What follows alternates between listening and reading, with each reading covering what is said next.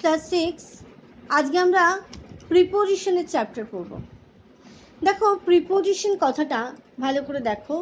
Pre কথাটার মানে আগে, আর পজিশন কথাটার মানে হচ্ছে অবস্থান।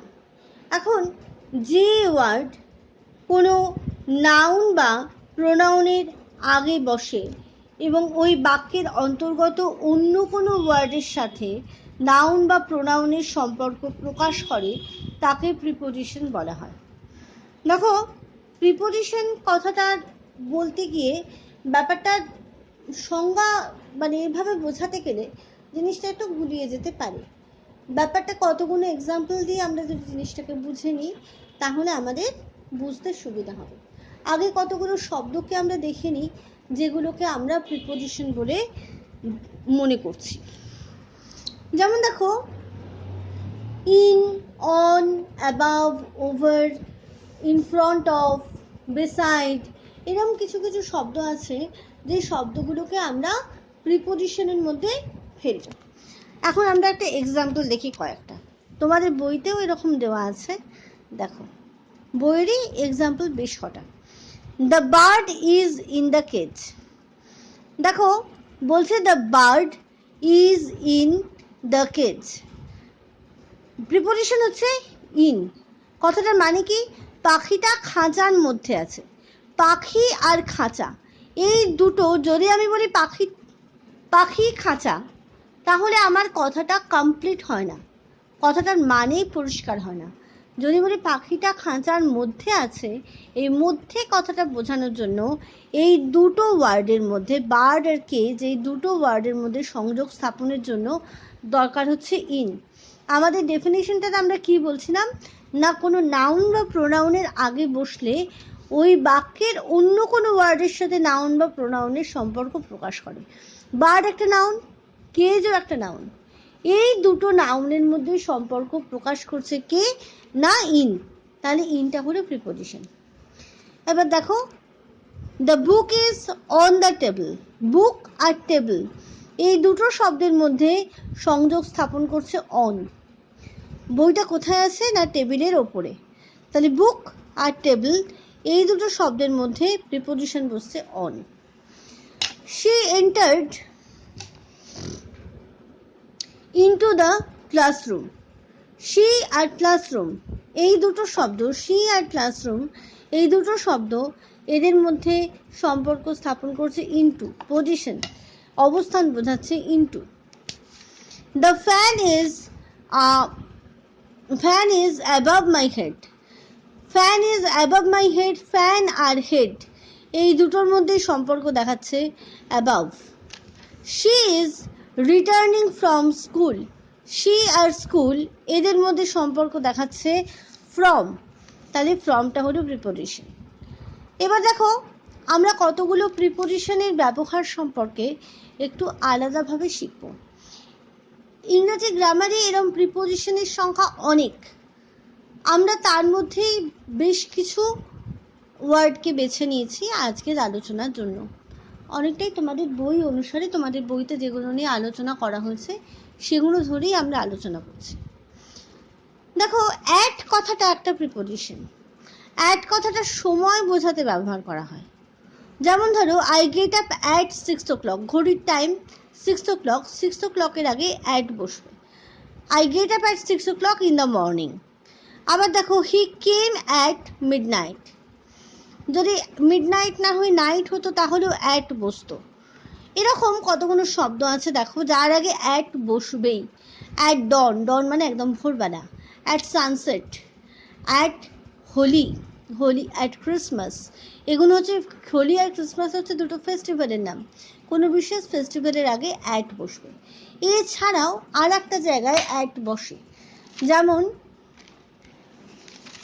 যেমন ধরো আমাদের এখানে যদি বলা হয় যে কোনো ছোট জায়গা, মনে করো পশ্চিমবঙ্গ একটা রাজ্য আর কলকাতা হচ্ছে তার একটা অংশ, একটা জেলা, বা হাওড়া একটা জেলা। আমি যদি বলি we live at Howrah in West Bengal, আমরা হাওড়ায় বাস করি।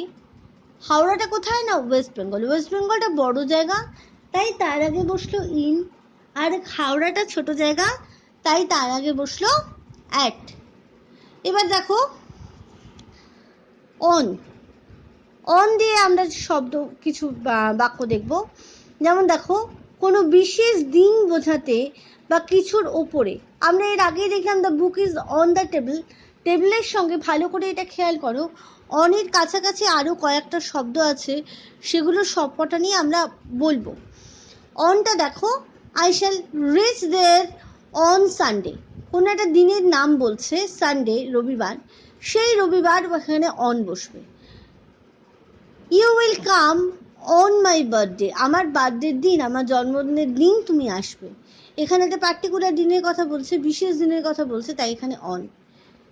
We will meet on 25th December, এটাও একটা ডেটের কথা বলছে, আগেরগুলো ছিল দিনের নাম, একটা বিশেষ কোনো বার্থডে সেলিব্রেশনের ব্যাপার, এটা হচ্ছে একটা ডেট, তাই তার আগেও বসবে on. The book is on the table, এই উদাহরণটা আমরা আগেই দেখেছি। এখানে দেখো কোনো ডেট বা কোনো বিশেষ কিছু নেই, জিনিসটা কারোর ওপরে রয়েছে। হ্যাঁ, তখন যেটা বলছিলাম যে অন কথাটা তখনই প্রয়োগ করা হবে ওপরে বোঝাতে যখন সেই জিনিসটা টাচ করে আছে। বইটা কিন্তু টেবিলের ওপরে আছে, টেবিলের সাথে বই পরস্পরকে স্পর্শ করছে, তাই জন্য এখানে আমাদের অন হয়েছে। যদি স্পর্শ না করে তাহলে অন্য প্রিপোজিশন আসবে, সেগুলোর আলোচনায় আমরা যখন যাব তখন এটা আবার বলবো।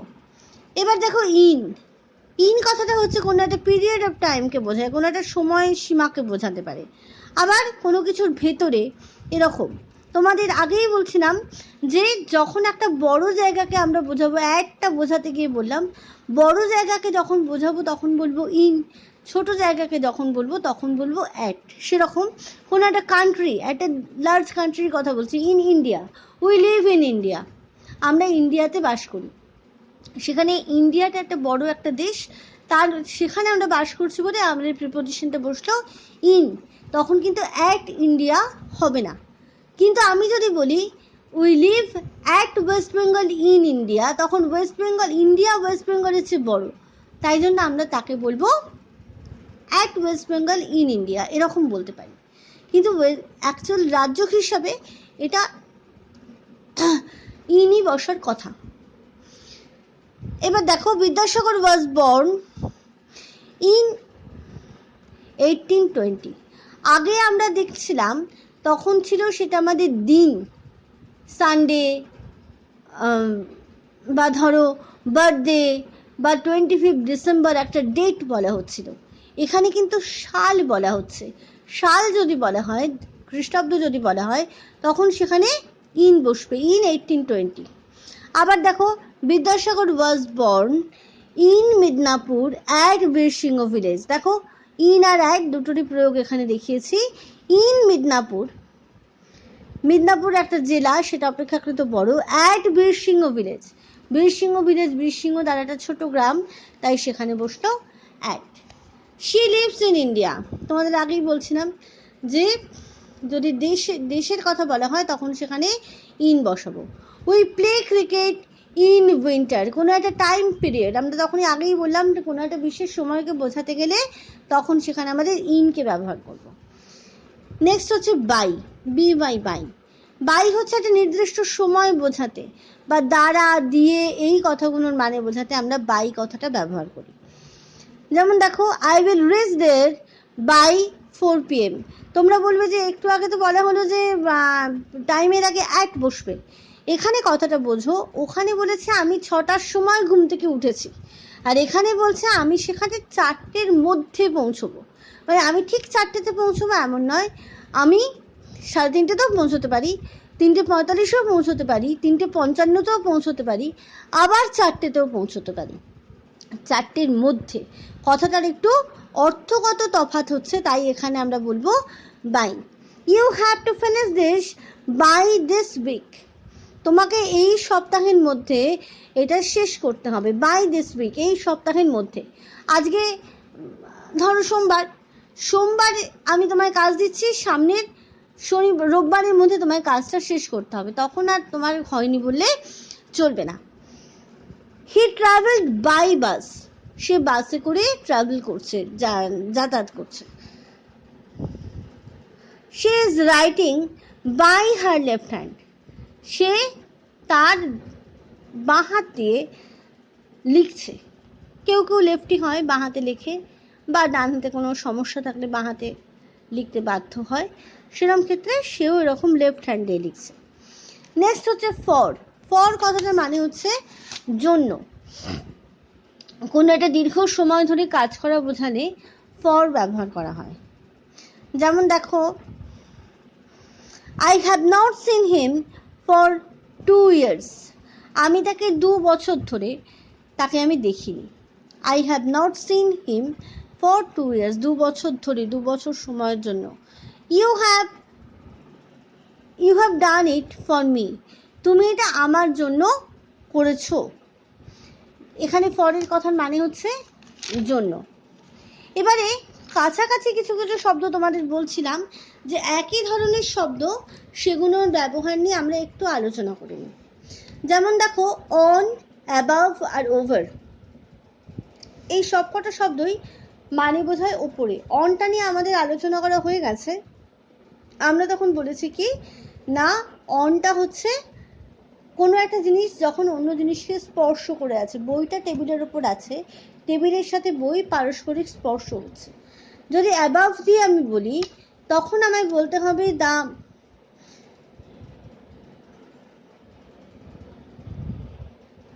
The birds are flying above my head, পাখিরা আমার মাথার ওপর দিয়ে উড়ে যাচ্ছে। আমার মাথার ওপর দিয়ে উড়ে যাচ্ছে মানে আমি আকাশের দিকে তাকিয়ে দেখতে পাচ্ছি ওরা আমার মাথার ওপর দিয়ে উঠছে। আমার মাথার উপরে মানে আমার মাথার ওপরে পা রেখে তারা তো উঠছে না, মাথার উপর তো তারা বসে নেই, তাই জন্য অ্যাবাভ মাই হেড। এবার ধরো ওভার।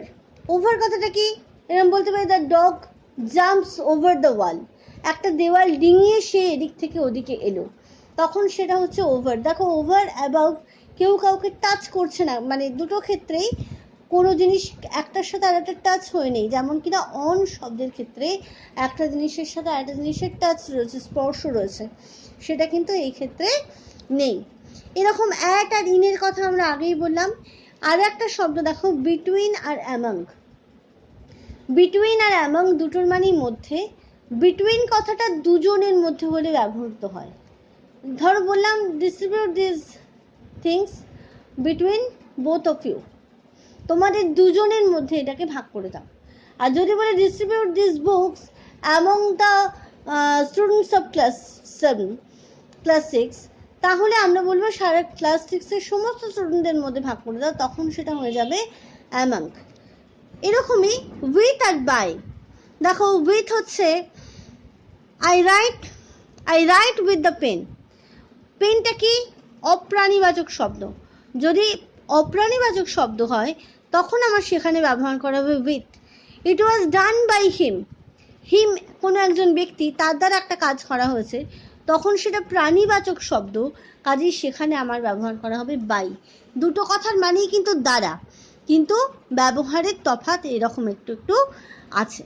এবারে দেখো, তোমাদের বইতে ছবি দিয়ে দিয়ে বেশ কটা শব্দ দেওয়া আছে। আমি এই শব্দগুলোর মানেগুলো আগে তোমাদের বলে দিই, তারপরে এগুলো দিয়ে এক একটা করে সেন্টেন্স একটা দুটো করে দেখাবো।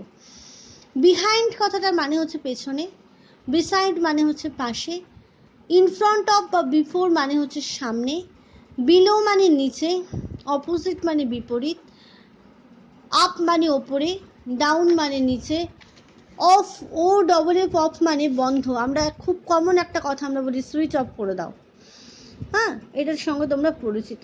অ্যারাউন্ড হচ্ছে কাছাকাছি, আউট অফ হচ্ছে বাইরে, অ্যালং হচ্ছে বরাবর, থ্রু হচ্ছে মাধ্যম, অ্যাক্রস মানে ওপারে, টু মানে কোনো দিকে, টুয়ার্ডস মানেও কোনো কিছুর দিকে যাচ্ছে এরকম বোঝায়, ফ্রম মানে থেকে। তোমাদের এখানে একটা কথা বলি, কাছাকাছি দুটো শব্দ আছে, একটা ফ্রম FROM আর একটা ফর্ম FORM। তোমরা যখন স্কুলের জন্য বা কোনো কাজের জন্য, কোনো কম্পিটিশনের জন্য ফর্ম ফিল আপ করো, নাম, ক্লাস, সেকশন, রোল নাম্বার এরম লিখে জমা দাও, সেটা হচ্ছে ফর্ম FORM, আর এটা হচ্ছে ফ্রম FROM। ফ্রম মানে হচ্ছে থেকে। এবার দেখো, প্রত্যেকটার উদাহরণ একটা করে দিয়েছি।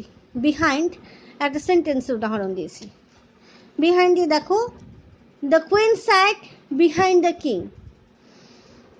Beside, stand beside the statue and I will take your picture.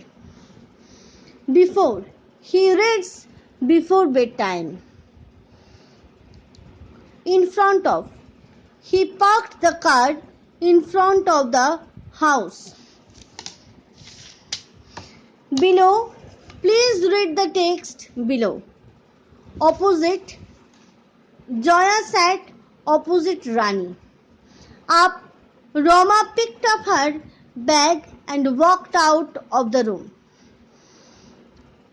Down, many trays fell down. Off, switch it off. Around, he looked around. Out of, they will soon be out of business. Along, we meet along the way. We meet along the way. Through, he ran through the woods. Across, I saw a white cloud sailing across the sky. Across the tole dag diye nebe. To, I go to school daily. Towards, I walked towards the park. From, they are coming from Kolkata.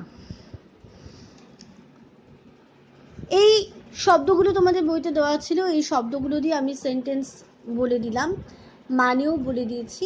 আশা করি তোমাদের বুঝতে অসুবিধা হবে না। তবে একটা কথা মনে রাখবে, গ্রামারের পুরো ব্যাপারটাই হচ্ছে প্র্যাকটিস এবং পড়া, এর উপর নির্ভর করে। ভালো করে যদি না পড়ো, ভালো করে যদি প্র্যাকটিস না করো, তাহলে কিন্তু কখনোই এগুলোকে সঠিক আনসার করতে পারাটা একটু মুশকিল। পরের দিন আমরা এক্সারসাইজটা সলভ করবো, তোমরা নিজেরা করে রেখো, সেটা আমার সাথে মিলিয়ে নিও নেক্সট ক্লাসে। আজকে এই পর্যন্তই, আশা করি তোমাদের বুঝতে কোনো অসুবিধা হবে না।